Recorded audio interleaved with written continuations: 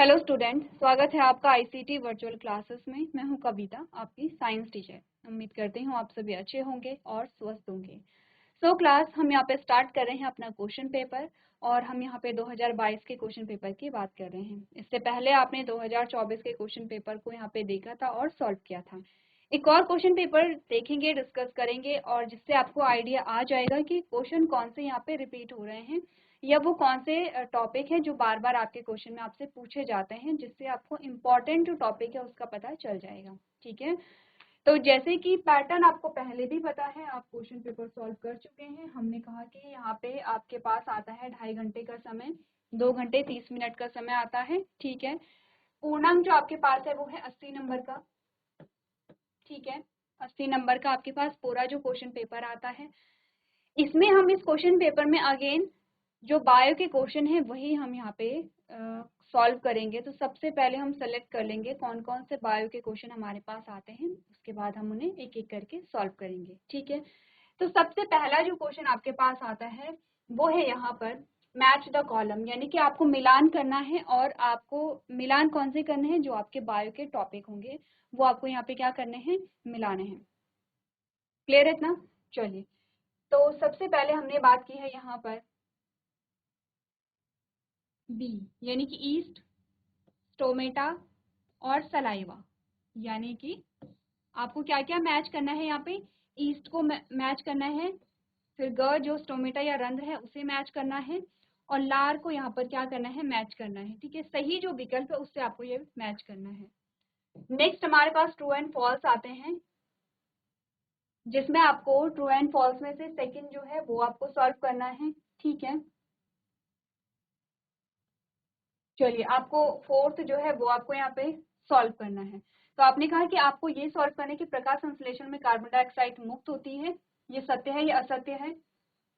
First वाला आपको solve करना है। दूसरा है कि जीव लार ग्रंथि को भोजन के साथ मिलाने में सहायता करती है। ठीक है, ये आपको सॉल्व करना है। नेक्स्ट आपसे पूछा गया है घ, जिसमें कहा गया है अत्यधिक व्यायाम करते समय व्यक्ति की श्वसन दर धीमी हो जाती है। आपको बताना है सत्य असत्य। अगर हम देखेंगे कि कौन सा जो क्वेश्चन है वो कितने नंबर का है, क्वेश्चन नंबर 1 आपका 5 नंबर का है, यानी कि हर एक क्या है, 1 नंबर का है। ठीक है, ये भी 1 नंबर का है, ये भी एक है, ये भी एक, ये भी एक, ये भी एक, तो टोटल कितने हुए हैं, 5 नंबर के हैं। आपको आपने 3 सॉल्व किए तो आपको 3 नंबर मिलेंगे, आपने पांचों सॉल्व किए हैं तो आपको 5 नंबर यहाँ पर मिलेंगे। ठीक है, क्वेश्चन नंबर 2 भी आपका 5 नंबर का है, और हर एक जो पॉइंट आपके पास आता है वो 1 नंबर का यहाँ पर आता है। चलिए, नेक्स्ट आपके पास जो क्वेश्चन नंबर 3 आता है वो है आपके पास एमसीक्यूज, जिसमें आपने सही और गलत कथन को यहाँ पर छांटना है। ठीक है, आपने कहा the plant which trap and feed on insect is, आपने कहा कि वो पौधा जो क्या करता है, कीटों को फंसाता है या कीटों को क्या करता है, पकड़ता है और उसे खाता है, उसका एग्जाम्पल क्या है या उसे हम क्या कहते हैं? एग्जाम्पल आपके पास आता है कसकटा है, चाइना रोज है, पीचर प्लांट है और रोज है। तो ये आपको सॉल्व करना है। ठीक है,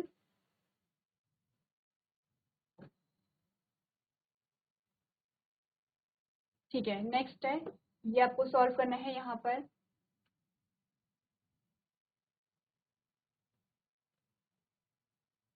और ये आपको सॉल्व करना है। तो कौन कौन से आपको करना है, क्वेश्चन नंबर 3 का क आपको यहाँ पे सॉल्व करना है, ख यहाँ पर आपको सॉल्व करना है। ठीक है,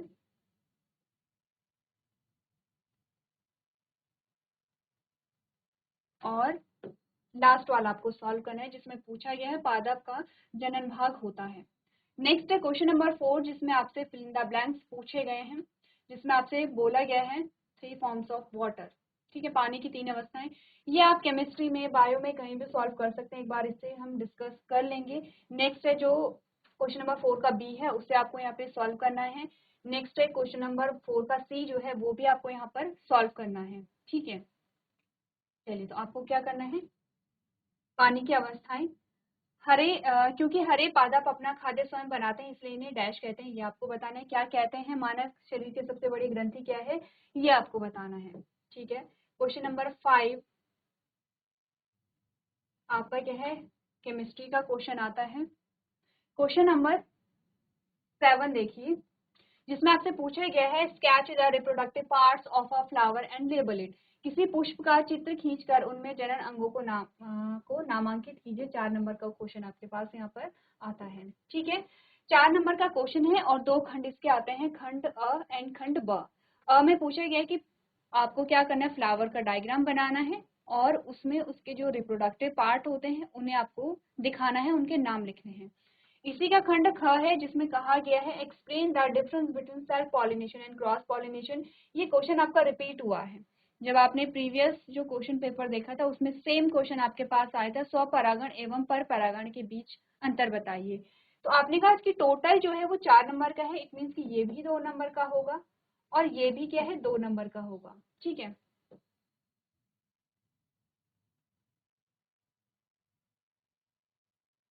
चलिए, आपने कहा classify the changes involve in the following process as a physical और केमिकल चेंजेस। ये आपके क्या है, केमिस्ट्री का क्वेश्चन है, ये आप सॉल्व कर लेंगे।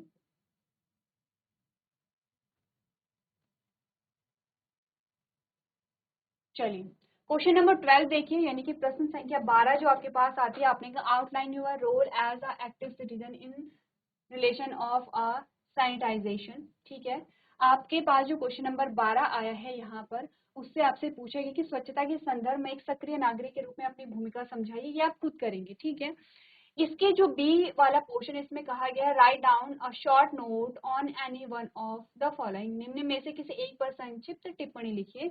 आपके पास 3 ऑप्शन आए हैं, 3 में से आपको किसी एक पे क्या करनी है, टिप्पणी लिखनी है। क्योंकि हम क्वेश्चन पेपर सॉल्व कर रहे हैं, हम सभी पे टिप्पणी लिखेंगे, जिसमें फर्टिलाइजेशन यानी कि निषेचन है, बर्डिंग यानी कि मुकुलन है, फ्रेगमेंटेशन यानी कि खंडन है। ठीक है, क्वेश्चन नंबर 14 देखिए, और क्वेश्चन नंबर 14 में बोला गया मानव उत्सर्जन तंत्र का चित्र बनाइए और उसमें विभिन्न भागों को नामांकित कीजिए। आपने क्या करना है, ह्यूमन एक्सक्रीटरी सिस्टम बनाना है और उसके अलग अलग जो पार्ट्स होते हैं उसको यहाँ पर बनाना है। तो ये हमारे पास कुछ क्वेश्चन आते हैं जिन्हें आपको क्या करना है, सॉल्व करना है। ठीक है,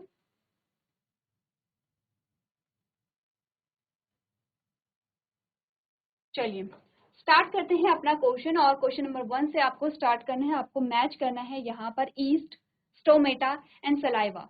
तो आपके पास यहाँ पे कितने ऑप्शन, आपने कहा राइजोबियम है। ठीक है, राइजोबियम है, ट्रांसपिरेशन है, वास्पोसर्जन है, स्टार्च है यानी कि मंड है, इंडिकेटर यानी कि सूचक है, और लास्ट है अल्कोहल। तो आपने कहा कि यहाँ पर किसका संबंध किससे है, ये आपको बताना है। सबसे पहले हम बात करेंगे ईस्ट, जो हमारा ऑप्शन आता है ईस्ट। ईस्ट के बारे में हमने क्या बात की थी, ईस्ट क्या है, एक फंगस है, एक फंजाई है। फंजाई का मतलब क्या होता है, कवक। एक क्या है, कवक है। हमने कहा था कि इसे हमने कब पढ़ा था, हमने पढ़ा था जब हम माइक्रो ऑर्गेनिज्म के बारे में बात करते हैं, तब हम क्या पढ़ते हैं, ईस्ट को पढ़ते हैं। ठीक है, ईस्ट जो है वो क्या करता है, हमारी हेल्प करता है।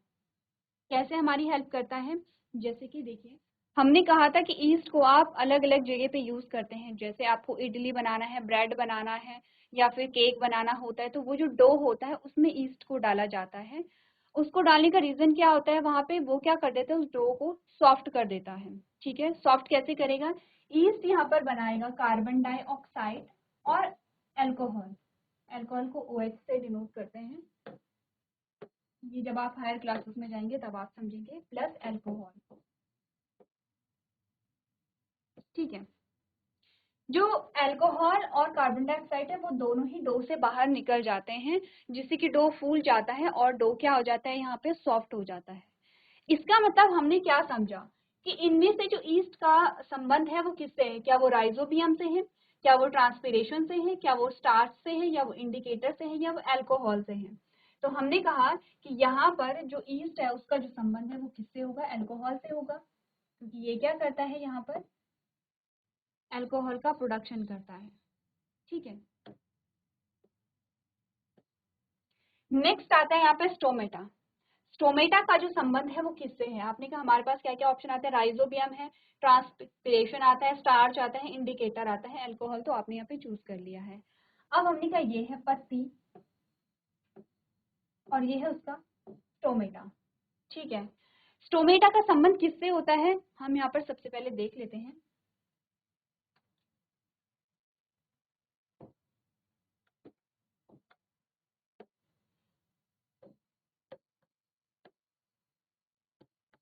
स्टोमेटा को देख लेते हैं। सबसे पहले स्टोमेटा को क्या कहते हैं? रंध्र कहते हैं। स्टोमेटा पाया कहाँ जाता है? पत्ती में पाया जाता है। पत्ती की कौन सी सतह में पाया जाता है? वैसे तो दोनों सतह में पाया जाता है, लेकिन निचली सतह में ज्यादा पाया जाता है। अब हम थोड़ा सा बना लेते हैं। यहाँ पर जब हमने लीफ बनाई थी, आपने कहा ये है लीफ, ठीक है। जब इस लीफ को इस प्रकार से कट किया गया, ठीक है, इस प्रकार से इसका कट लिया गया है, और इस पोर्शन को जब माइक्रोस्कोप में देखा गया तो कैसे देखा गया है? यहाँ पर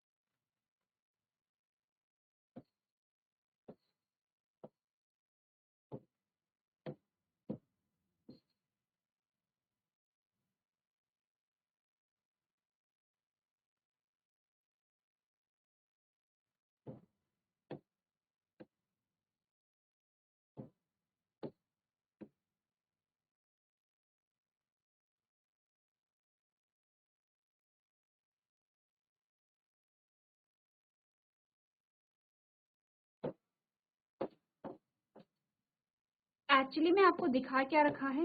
ये देखिए, आपको दिखा रखी है लीफ, ठीक है, इस प्रकार से ये पूरी आपको लीफ दिखा रखी है,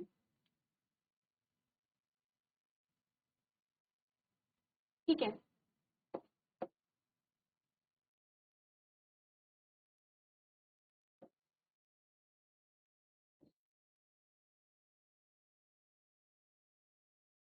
और यहाँ पर आपको दिखा रखे हैं स्टोमेटा,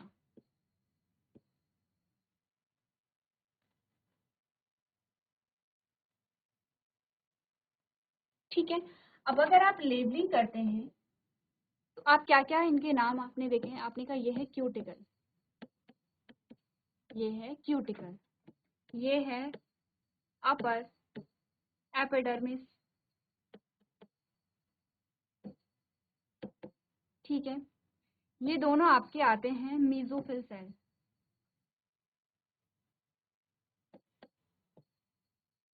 आपको यहाँ पर इतना कुछ नोट करने की जरूरत नहीं है, बस समझिए कि स्टोमेटा कहाँ है और क्या इनका फंक्शन होता है।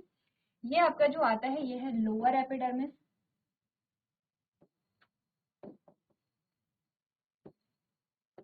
Lower epidermis.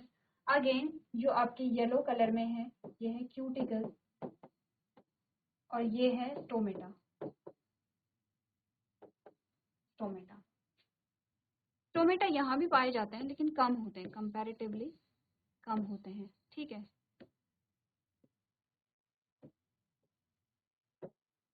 इस बात से क्या समझे? आपने कहा ये पूरी एक पत्ती है, ठीक है, यानी कि ये पूरी एक क्या बना रही है? पत्ती बना रही है। पत्ती जो बनी होती है इतनी सारी सेल्स, इतनी सारी कोशिकाओं से मिलकर के बनी होती है। सबसे पहले आता है क्यूटिकल, जो आपको अपर एंड लोअर एपिडर्मिस में सबसे बाहर जो होगा आपको क्यूटिकल की लेयर दिखाई देगी। फिर आपके पास अपर एपिडर्मिस आता है और नीचे लोअर एपिडर्मिस आता है। इट मीन्स अगर लीफ ये है तना, और लीफ लगी है ऐसे, तो जो आपको ऊपरी भाग दिखता है वो ये है, जिसे आप अपर एपिडर्मिस कह रहे हैं। जो आपको निचला भाग दिखता है वो उसे हम क्या कहते हैं? लोअर एपिडर्मिस कहते हैं, ठीक है। अपर एंड लोअर, उसके बीच में मेसोफिल सेल होती हैं। यहीं पर फोटोसिंथेसिस होती है, ठीक है। इन्हीं सेल्स में क्या होती है? फोटोसिंथेसिस होती है, क्योंकि यहाँ पे क्या होगा? क्लोरोप्लास्ट होते हैं। क्लोरोप्लास्ट में क्या होती है? फोटोसिंथेसिस होती है, ठीक है। हमने कहा जो लोअर एपिडर्मिस यानी कि पत्ती का ये वाला जो भाग है, जो यहाँ पर आप देखेंगे ग्रीन कलर दोनों जगह होते हैं, ये डार्क ग्रीन होता है, ये लाइट ग्रीन होता है, ठीक है। अब जो स्टोमेटा होते हैं वो लोअर एपिडर्मिस पे ज्यादा रहते हैं। पूछा ये गया है कि स्टोमेटा का संबंध किससे है या स्टोमेटा का काम क्या है, ठीक है। तो अब हम समझते हैं थोड़ा सा स्टोमेटा को।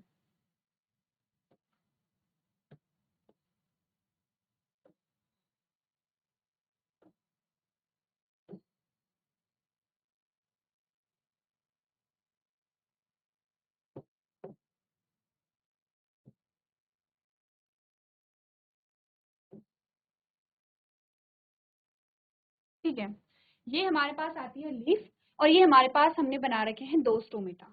दो स्टोमेटा बनाने का रीजन ये है क्योंकि हमने कहा एक तो हमारे पास क्लोज स्टोमेटा आएगा, जिसे हम क्या कहते हैं, ये जो है बंद रंध्र है, ठीक है, कौन, ये। और एक हमारे पास आता है ओपन स्टोमेटा, जो हमारे पास क्या है, खुला रंध्र है। इस रंध्र के क्या होते हैं, यहाँ पर दो काम होते हैं। सबसे पहला तो हमने क्या पढ़ा था, यहाँ पर क्या होता है,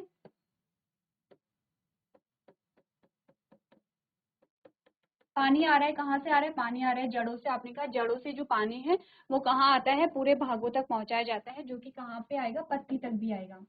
अब जो अतिरिक्त पानी होगा यहाँ पे, जो अतिरिक्त पानी होगा, अभी तक ये किस अवस्था में है, तरल अवस्था में है।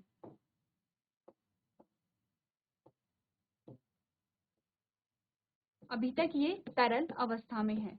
अब ये जो पानी है ये तरल अवस्था से गैसीय अवस्था में या भाप के रूप में परिवर्तित हो जाएगा। ठीक है, क्या हो जाएगा, भाप के रूप में परिवर्तित हो करके ये इस रंध्र से बाहर निकल जाता है। तो पानी को हम कैसे दिखाते हैं, इस प्रकार से दिखाते हैं। और किस रूप में निकला है, ये भाप के रूप में निकला है। आपने कहा पानी जो है वो पत्ती से भाप के रूप में स्टोमेटा के द्वारा निकल जाता है, और इस प्रक्रिया को हम क्या नाम देते हैं, यहाँ पर वाष्पोत्सर्जन,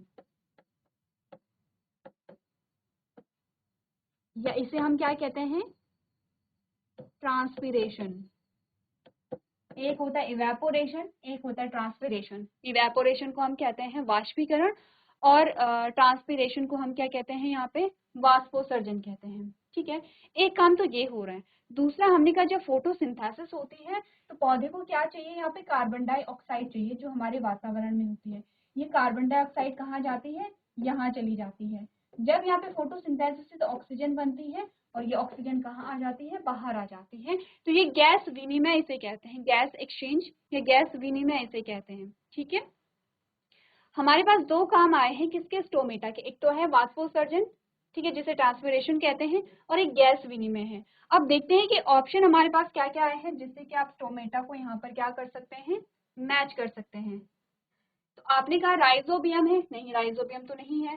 सेकेंड आपने कहा ट्रांसपिरेशन, वाष्पोत्सर्जन आ गया है। स्टार्च हमने नहीं पढ़ा है, इंडिकेटर अल्कोहल हमने नहीं पढ़ा है। तो आपने कहा स्टोमेटा का संबंध किससे होगा, यहाँ पर ट्रांसपिरेशन से होगा। ठीक है, किससे होगा, ट्रांसपिरेशन से होगा। क्लियर है इतना।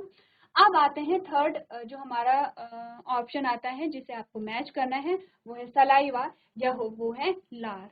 ठीक है, अब आपने कहा कि लार कहाँ आपने पढ़ा था, हमने कहा लार जो आपने पढ़ा था, लार आपने कहाँ पढ़ा था, लार कहाँ पाया जाता है, आपके मुख में पाया जाता है।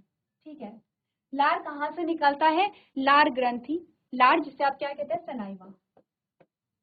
सलाइवा, सलाइवा कहाँ से निकलता है, सलाइवरी ग्लैंड से निकलता है। यानी कि लार कहाँ से निकलता है, लार ग्रंथि से निकलता है, मुख में निकलता है। इसके काम क्या होते हैं, इसके अगर हम काम देखें, इसके हम फंक्शन देखें, तो सबसे पहले भोजन को गीला करना,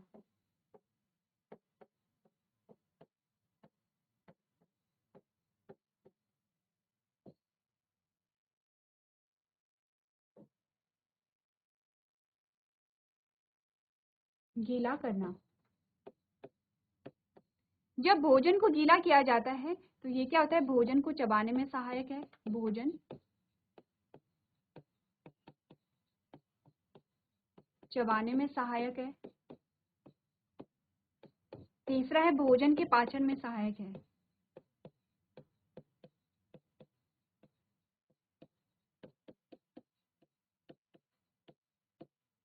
भोजन के पाचन कैसे करता है, आपने कहा ये कार्बोहाइड्रेट का पाचन करेगा।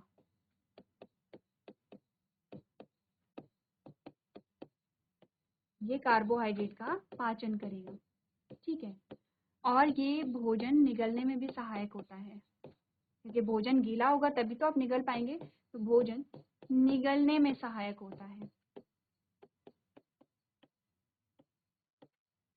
ठीक है, अब हमने कहा कि यहाँ पर इन फंक्शंस में से जितने भी हमने कार्य देखे हैं उसमें से हमारे पास कोई ऑप्शन नहीं आया। हमने कहा राइजोबियम है, वास्पोसर्जन है, स्टार्च है, सूचक है, अल्कोहल है, लेकिन हमने कहीं भी इन चीजों के बारे में हमने कार्बोहाइड्रेट के बारे में बात की, लेकिन यहाँ कार्बोहाइड्रेट नहीं है। तो थोड़ा सा समझते हैं कार्बोहाइड्रेट को, ठीक है, थोड़ा सा हम समझेंगे यहाँ पे कार्बोहाइड्रेट को।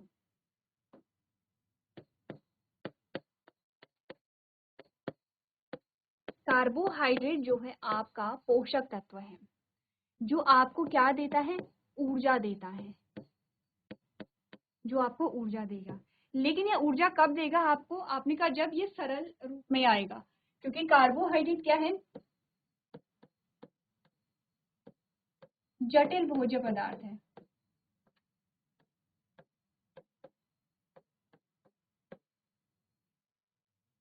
कार्बोहाइड्रेट है आपका जटिल भोज्य पदार्थ। जटिल भोज्य पदार्थ जब परिवर्तित होता है सरल भोज्य पदार्थ में, तब ये देगा एनर्जी, ठीक है, तब क्या देगा, ये एनर्जी देगा। तो हमने कहा जटिल भोज्य पदार्थ का सरल भोज्य पदार्थ में जो यहाँ पर परिवर्तन होता है उसे हम क्या कहते हैं, पाचन कहते हैं। उसे हम क्या कहेंगे, पाचन कहेंगे। जब कार्बोहाइड्रेट सरल भोज्य पदार्थ में परिवर्तित होता है तो ये किस रूप में परिवर्तित हो जाता है, आपने कहा ये हो जाएगा ग्लूकोज के रूप में परिवर्तित।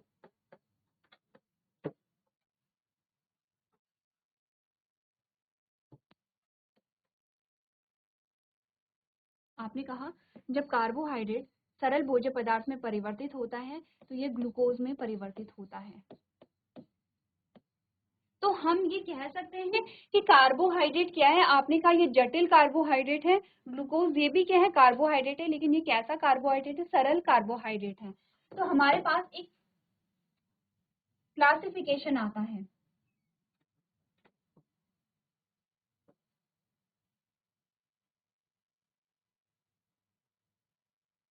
हमारे पास एक क्लासिफिकेशन आता है जिसमें हम कहते हैं जटिल कार्बोहाइड्रेट। एक एक एग्जांपल लेंगे, और एक हमारे पास आते हैं सरल कार्बोहाइड्रेट।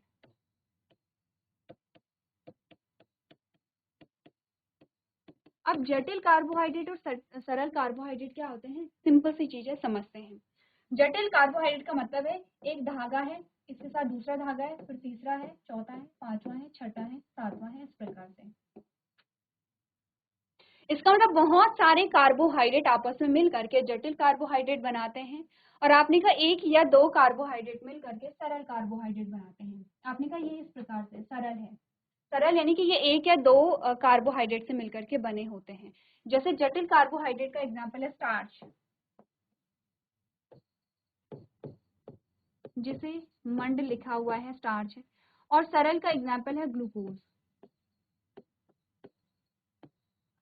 इसका मतलब क्या हुआ, बहुत सारे ग्लूकोज मिल करके क्या बना सकते हैं, यहाँ पे स्टार्च या जटिल कार्बोहाइड्रेट को बनाते हैं। और ग्लूकोज क्या है, आपने कहा ग्लूकोज के एक यूनिट होगी, ग्लूकोज एक यूनिट है। तो अगर एक ग्लूकोज है, अगर हमने कहा एक ग्लूकोज है, इसका मतलब है ये सरल कार्बोहाइड्रेट है। ग्लूकोज भी कार्बोहाइड्रेट है, स्टार्च भी कार्बोहाइड्रेट है, लेकिन ग्लूकोज कैसा कार्बोहाइड्रेट है, आपने कहा सरल कार्बोहाइड्रेट है, क्योंकि एक ग्लूकोज है। ऐसे ही बहुत सारे ग्लूकोज मिल करके, जैसे कि ये एक ग्लूकोज है, ठीक है, ये एक ग्लूकोज है, आपने कहा बहुत सारे ग्लूकोज मिल करके, प्रकार के बहुत सारे ग्लूकोज मिल करके क्या बना रहे हैं, यहाँ पे स्टार्च बना दे रहे हैं। तो ये भी कार्बोहाइड्रेट है, लेकिन क्या है, ये जटिल कार्बोहाइड्रेट है। इतनी बात क्लियर है यहाँ पे कि दोनों कार्बोहाइड्रेट है, लेकिन ये जटिल कार्बोहाइड्रेट है, और ये क्या है, सरल कार्बोहाइड्रेट है। इस जटिल कार्बोहाइड्रेट से जब सरल कार्बोहाइड्रेट बनता है तो तब हमें मिलता है ग्लूकोज, और इसी ग्लूकोज से हमें मिलेगी ऊर्जा। इसका मतलब अगर हमें कार्बोहाइड्रेट से ऊर्जा चाहिए तो हमें कार्बोहाइड्रेट को सरल कार्बोहाइड्रेट में परिवर्तित करना होगा, जो कि कब होता है, जब पाचन की प्रक्रिया हमारे शरीर में हो रही होती है। ठीक है, क्लियर है इतना। तो अब आपके अकॉर्डिंग आप लार को किससे यहाँ पर मैच करेंगे, राइजोबियम से मैच करेंगे, वास्पोसर्जन से मैच करेंगे, स्टार्च से मैच करेंगे, सूचक से मैच करेंगे, अल्कोहल से मैच करेंगे। आपने कहा हम सलाइवा को मैच करेंगे स्टार्च से, लार को हम किससे मैच करेंगे? स्टार्च से मैच करेंगे। तो चलिए क्वेश्चन नंबर 1 हमने कंप्लीट कर लिया है। आपको क्या करने हैं? 3 मिलान करने हैं। और क्वेश्चन नंबर 1 का ए और जो ई है, यानी कि फर्स्ट और लास्ट जो आपका ऑप्शन है वो आपके आते हैं केमिस्ट्री से। जब आप केमिस्ट्री के आपका लेक्चर होगा तब आप यहाँ पर क्या करेंगे? केमिस्ट्री और फिजिक्स के जो क्वेश्चन है उन्हें सॉल्व करेंगे। ठीक है, हमारे पास बायो से 3 ऑप्शन आए थे जिनका आपने सही मिलान करना था और वो हमने मिलान कर लिए हैं। तो चलिए आप लोग इसे नोट करेंगे।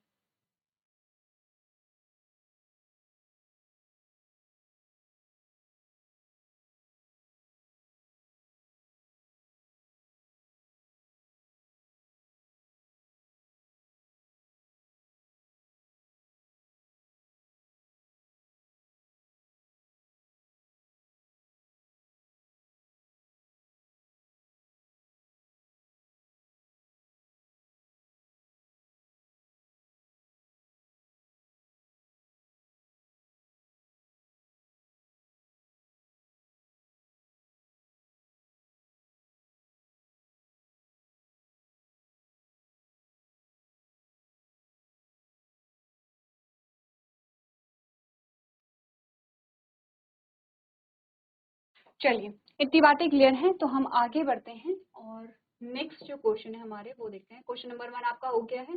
देखिए अगर हम सारे यहाँ पे मिलान करें तो आपने कहा नाइट्रोजन को आप यहाँ पे मिलाएंगे राइजोबियम से, क्योंकि फिनोप्थेलिन आपका क्या है? एक इंडिकेटर है, सूचकांक होता है। क्लियर है? चलिए क्वेश्चन नंबर 2 पे आते हैं।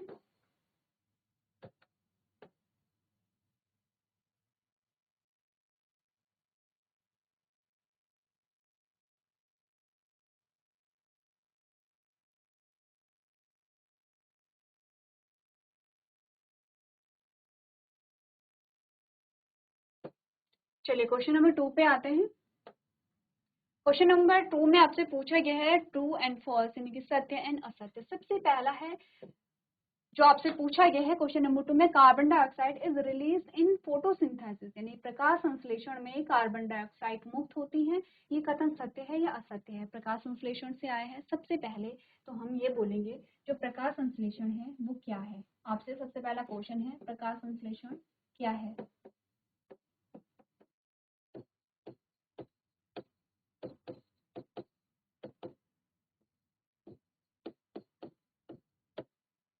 सबसे पहले हम बात करेंगे प्रकाश संश्लेषण क्या है। ठीक है, प्रकाश संश्लेषण क्यों होती है? प्रकाश संश्लेषण की क्या आवश्यकता है?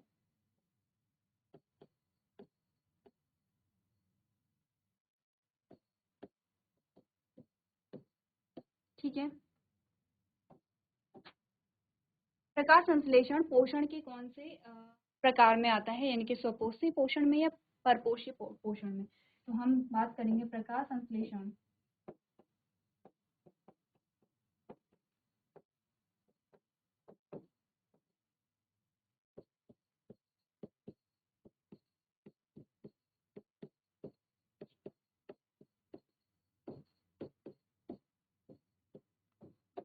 कौन सा प्रकार है। ठीक है, ये सारे क्वेश्चन पहले आप सॉल्व करेंगे प्रकाश संश्लेषण के बारे में कि प्रकाश संश्लेषण क्या है, डेफिनेशन आप लिखेंगे। प्रकाश संश्लेषण की क्या आवश्यकता है, डेफिनेशन में आपको पता चल जाएगा कि क्या आवश्यकता होती है। प्रकाश संश्लेषण या फोटोसिंथेसिस पोषण का कौन सा प्रकार है? ठीक है, ये क्या है? पोषण का कौन सा प्रकार है? कौन से प्रकार से मतलब है कि 2 प्रकार हमारे पास आते हैं, स्वपोषी पोषण और परपोषी पोषण। ठीक है, प्रकाश संश्लेषण के लिए आवश्यक जो सामग्री होती है,